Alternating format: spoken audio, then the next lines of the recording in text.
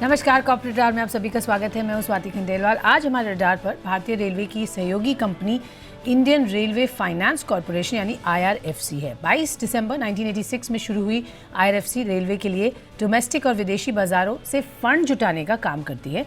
नतीजों की बात तो हम करेंगे। ऑफकोर्स मार्च तिमाही में कंपनी का मुनाफा अगर देखें तो करीब 1% बढ़कर 150 करोड़ पर आया है, लेकिन आय भी देखें तो वहाँ पर भी बढ़त है, 33% बढ़कर 593 करोड़ तक पहुँच गई। कम नतीजों के लिए क्या थे अहम ट्रिगर्स और आगे क्या है आउटलुक, इस पर बातचीत करने के लिए इस वक्त चलते हैं हमारे साथ सीधे कंपनी के chairman and managing director Amitabh Banerjee show में जुड़ रहे हैं। मिस्टर बैनर्जी, बहुत बहुत स्वागत है आपका, धन्यवाद हमें समय देने के लिए। पहले तो सर ये क्वार्टर कैसा रहा इस पर चर्चा करेंगे। आप कैसे समराइज करेंगे, कितना AUM था सर और डिसबर्समेंट ग्रोथ कैसी थी? बहुत बहुत शुक्रिया मुझे बुलाने के लिए। इस क्वार्टर में हमारा काफ़ी अच्छा ग्रोथ रहा, जैसे पिछले क्वार्टर में भी हुआ था। जो टोटल सेल्स है वो करीब 5,931 करोड़ हुआ as compared to 4,454 crore last quarter. तो ईयर ऑन ईयर के हिसाब से Q4 में 33.14% की बढ़त हुई। और बट प्रॉफिट में थोड़ा इसलिए कम आंकड़ा दिखा रहा है, अबाउट 0.7%। वो इसलिए है बिकॉज Q4 में हमारा CSR का एक्सपेंडिचर काफ़ी ज़्यादा था।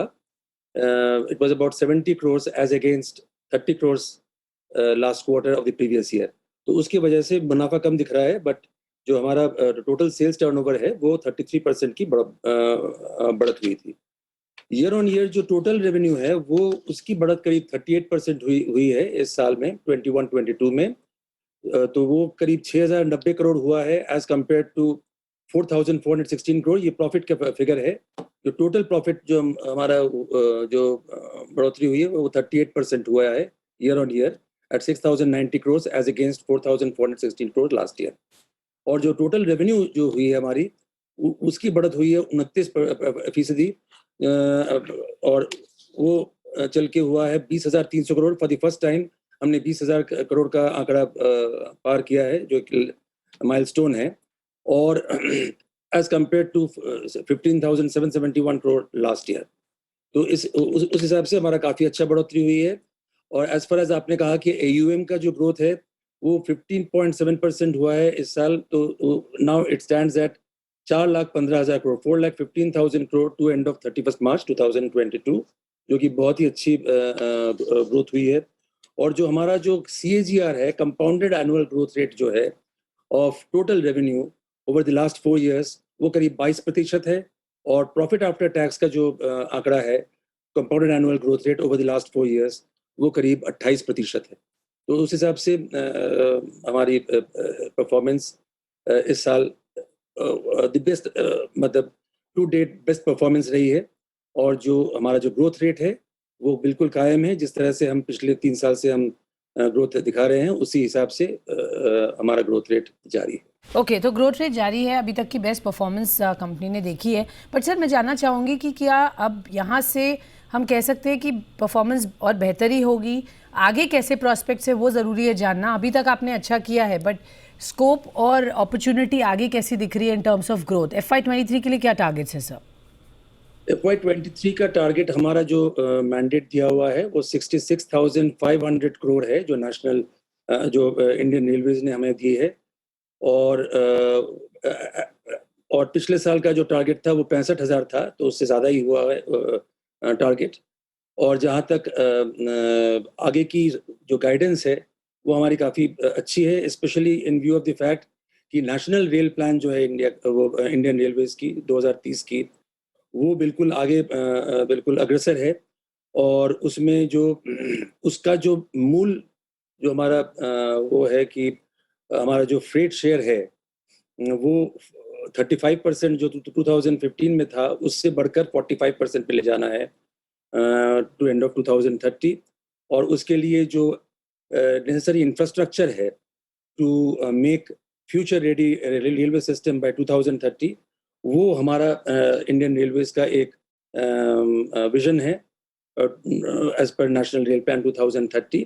और उसमें हमारा काफ़ी योगदान रहता है, क्योंकि प्रोजेक्ट एसेट्स और रोलिंग स्टॉक एसेट्स की जो खरीदारी होती है और उसकी जो खपत होती है, उसमें से हमारा जो कंट्रीब्यूशन है वो काफ़ी सब्सटेंशियल है IRFC की। तो गोइंग अप टू 2030 गाइडेंस जो है IRFC की वो काफ़ी ब्राइट नज़र आती है। Okay sure. सो यहाँ पे प्रोस्पेक्ट स्ट्रॉन्ग है, आगे भी गाइडेंस स्ट्रॉन्ग आप बता रहे हैं जिस तरह से परफॉर्मेंस है। सर मार्जिन्स और प्रॉफिटेबिलिटी पर क्या व्यू है? यहाँ से बेहतर हो सकते हैं मार्जिन्स? कंपनी की फाइनेंशियल सिचुएशन के पॉइंट ऑफ व्यू से जानना चाह रहे हैं सर। स्कोप क्या है आगे, कैसे बढ़ेंगे? फ्रॉम द रेवेन्यू साइड तो सर समझ में आ गया, बट मार्जिन्स के लिए क्या, इम्प्रूवमेंट के लिए क्या आगे स्ट्रैटेजी होगी? देखिए, रेलवे फाइनेंस कॉर्पोरेशन जो है ये sole borrowing arm of minister of railways है, और हमारा जो मेन उद्देश्य जो होता है वो है कि to finance Indian railways in such a manner, in the most cost effective manner, मतलब कि सबसे कम इंटरेस्ट रेट पे हम पैसा उठाते हैं from all over the world, from the offshore market as well as domestic market से हम कम उसमें उठाते हैं, बिकॉज हमारी क्रेडिट रेटिंग काफ़ी स्ट्रॉन्ग है, AAA रेटिंग है डोमेस्टिक मार्केट में, और हमारा सोवरेन रेटिंग है ऑफशोर मार्केट में, और उसका पूरा फायदा उठाते हुए हम बहुत ही कम रेट में हम पैसा उठाते हैं। ये इसका मूल कारण ये होता है कि हमें देखना होता है कि जो रेलवे प्रोजेक्ट्स हैं उसकी वायबिलिटी कायम रहे। जब तक उसकी वायबिलिटी ठीक नहीं रहेगी तो फिर जो आपका जो वायबिलिटी ऑफ इंडियन रेलवेज की वायबिलिटी सही नहीं रहेगी। तो उसमें हमारा मेजर योगदान रहता है, और उसके चलते क्योंकि हमारा कॉस्ट प्लस मॉडल है, तो हम लोग मार्जिन जो है वो एक कांस्टेंट मार्जिन हमने रखा हुआ है काफ़ी सालों से, और वही हम रखेंगे क्योंकि हमारा एक वॉल्यूम गेम है और वॉल्यूम बिजनेस है। बहुत ज़्यादा हमारा डिसबर्समेंट होती है। जैसे पिछले साल हमारा 60,000 करोड़ के करीब डिसबर्समेंट हुआ है। इस साल 66,500 करोड़ के करीब डिसबर्समेंट होने की आशा है। तो हम वॉल्यूम में we play in the volume game, and that's why हमारा जो टॉप लाइन और बॉटम लाइन है उसकी CAGR हम वो रखते हैं। But at the same time we have to see that margin हम उतना ही रखें जिससे कि हमारा जो वायबिलिटी जो है of national rate projects they are maintained. तो उसके वजह से ये तो एक बात हुई। दूसरी बात जो हम वो कहना चाहेंगे कि हम एक डाइवर्सिफिक, और हमारा जो both borrowing portfolio as well as lending portfolio दोनों में हम डाइवर्सिफिकेशन में जा रहे हैं। बोरोइंग पोर्टफोलियो में हम बहुत सारा पैसा उठा रहे हैं फ्रॉम वेरियस अदर सोर्सेज। हम न्यू डेवलपमेंट बैंक की तरफ जा रहे हैं, हम दूसरे से ADB की तरफ जा रहे हैं, वर्ल्ड बैंक की तरफ जा रहे हैं, और कोशिश कर रहे हैं कि कम से कम रेट में हमें पैसा मिले। और सिमिलरली हम लेंडिंग पोर्टफोलियो में भी we want to go beyond railways, Indian railways, और उसमें क्या होता है कि हमारा जो मैंडेट है वो ये है कि हम we can lend to any sector जिसका बैकवर्ड और फॉरवर्ड लिंकेज इंडियन रेलवेज के साथ हो। तो उस हिसाब से हम we can go to the private sector, other government sector. Okay okay sir, मैं आपके नंबर्स देख रही थी, वहाँ पर लीज रिसीवेबल आपकी जो बैलेंस शीट में है, of course it forms a large part of your total assets, वहाँ पर इंक्रीज आया 21% का सर, वो क्यों था? वो लीज रिसीवेबल का इसमें जो है हम आज तक जो हमें लीज मिली है वो रोलिंग स्टॉक के ऊपर मिली है। जो ट्रेन सेट्स हम जो हम के लिए हम जो लोन देते हैं उस पे हमें लीज रेंटल मिली है। मतलब टिल 2021-22 में जो हमारा जो लीज रिसीवेबल जो इसका ये प्रोजेक्ट एसेट्स का आया है आफ्टर 5 इयर्स ऑफ मोरेटोरियम, वो हमारा फर्स्ट टाइम आया है आफ्टर 5 इयर्स मोरेटोरियम। तो उसमें भी करीब 2000 करोड़ की इंक्रीज हुई है, जिसके वजह से ये इंक्रीज आपको दिख रही है। ओके सर, 75% आपका revenue from operation is lease income, correct? On a quarter on quarter basis sir, हालांकि यहाँ डिक्लाइन देखा गया 7.5% का, कोई स्पेसिफिक रीजन है सर? नहीं, ऐसा डिक्लाइन नहीं है। एक्चुअली हमारा जो है लीज रिसीवेबल हमारा major portion in the sense कि अबाउट हमारा जो AUM का जो 98% ऑफ द AUM वो है इंडियन रेलवेज, जिसमें 50% प्रोजेक्ट एसेट्स का होता है और 48% जो है वो रोलिंग स्टॉक का है। बाकी 2% जो है हम जो लोन देते हैं to other PSUs like RVNL, Ircon, उनसे जो हम उनको जो हम लोन देते हैं उनसे हमें मिलती है। तो अबाउट 98% ऑफ माय इनकम वो लीज रिसीवेबल के हिसाब से होता है। तो उसमें कोई जैसे मैंने कहा कि उसमें कोई उसमें बढ़ोतरी हुई है, इसी वजह से वो 29% की बढ़ोतरी हुई है in the top line in the. Okay sir, borrowing plans क्या है for FY23 if you can share with us? Plans हमारी देखिए ऐसा है कि अभी काफी चैलेंजिंग मार्केट है, इंटरेस्ट रेट काफी टाइटन हुआ है। पिछले साल भी इंटरेस्ट रेट टाइटन हुआ था एज कंपेयर टू 2021, बट उसके बावजूद भी हमारा जो रेट ऑफ इंटरेस्ट था, हमने पिछले साल 2021 में हमने 6.51% हमारा जो वेटेड एवरेज कॉस्ट था वो 6.51% था। 21-22 में हमने 9 बिप्स और कम किया, 6.42% पे हमने किया। This is because of diversification of borrowing. हालांकि मार्केट इंटरेस्ट रेट काफी बढ़ गई थी, अबाउट 58 बेसिस पॉइंट्स बढ़ गई थी in the 10-year G-Sec as compare to 2021 last year में। इस साल काफी वो है, ऑलरेडी RBI ने रिपो रेट बढ़ा दिया है, प्लस और भी world wide interest rate tighten हो रहा है, तो it will be quite challenging. तो एज एंड व्हेन जैसे जैसे दिन आते हैं हम लोग we will be targeting the least cost financing. हमारा मेजर जो फाइनेंसिंग सोर्स होगा वो डोमेस्टिक बॉन्ड्स होगा, loans from various commercial banks and financial institutions होगा, प्लस एक्सटर्नल कमर्शियल बोरोइंग पे हम लोग ऑफशोर बॉन्ड्स इशू करते हैं, 144A रेगस बॉन्ड्स इशू करेंगे, प्लस सिंडिकेटेड लोन्स लेंगे हम फ्रॉम दी मल्टीलेटरल एजेंसीज। तो उस जिस वक्त हमें पैसे की ज़रूरत पड़ती है based on indent from Indian railways, उस वक्त का हम मार्केट स्थिति देखते हैं, और जो जहाँ पर भी लीस्ट कॉस्ट फाइनेंसिंग का सोर्स हो उसको हम टैप करते हैं। Okay sure sir, of course जहाँ लीस्ट कॉस्ट बोरिंग कॉस्ट रहेगा वहाँ पर ही आप टैप करेंगे। एक काम करते हैं सर, एक छोटा सा ब्रेक लेंगे, आप प्लीज़ हमारे साथ बने रहिए, कुछ और बातें करेंगे, जानेंगे आपसे कंपनी के आगे के प्लान्स। छोटा सा ब्रेक, हम जल्द वापस आते हैं।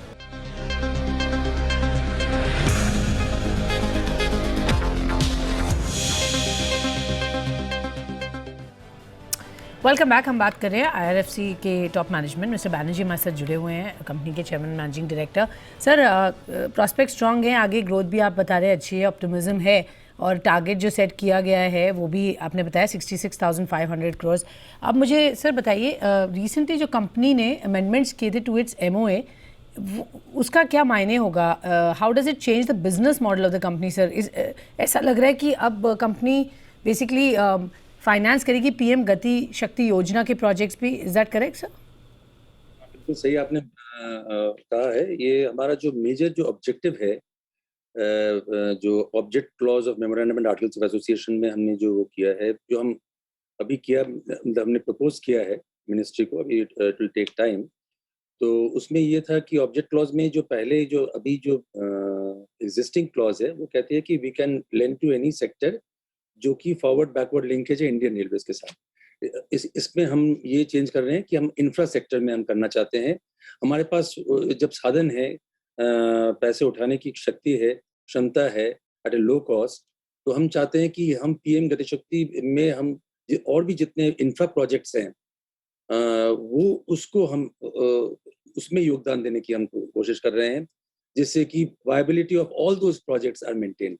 तो वो बड़ा इम्पोर्टेंट है, वो हमारा मेजर लक्ष्य है कि हमारी जो एक्टिविटी है उसका स्कोप वाइडन हो, और हम मतलब भारत सरकार के लिए कुछ वो कर पाए, और जो कि हमारे आदरणीय जी, तो उसका प्लान एग्जैक्टली क्या होगा? रेलवेज के अलावा जो आप कह रहे हैं इंफ्रा प्रोजेक्ट्स को भी आप फाइनेंस करेंगे, एग्जैक्टली कौन से वर्टिकल्स, क्या प्रोजेक्ट्स, थोड़ा सा डिटेल में बताएंगे उसकी, even the amount sir? Sorry we can't hear you. अच्छा, can you hear me now? Yes yes please बताइए। नहीं, अभी जो हमारा जो अभी तो उतना वो नहीं है, हमने सिर्फ अभी प्रपोज किया है मिनिस्ट्री को। जो हमारा जो प्लान है वो ये है कि जो अदर लॉजिस्टिक सेक्टर है, फॉर इंस्टेंस ये connectivity projects, port connectivity projects हैं, या फिर लॉजिस्टिक सेक्टर है, या फिर रोडवेज है, या फिर मेट्रो है, या और भी बहुत सारे इंफ्रा प्रोजेक्ट्स हैं जिसमें हम योगदान दे सकते हैं।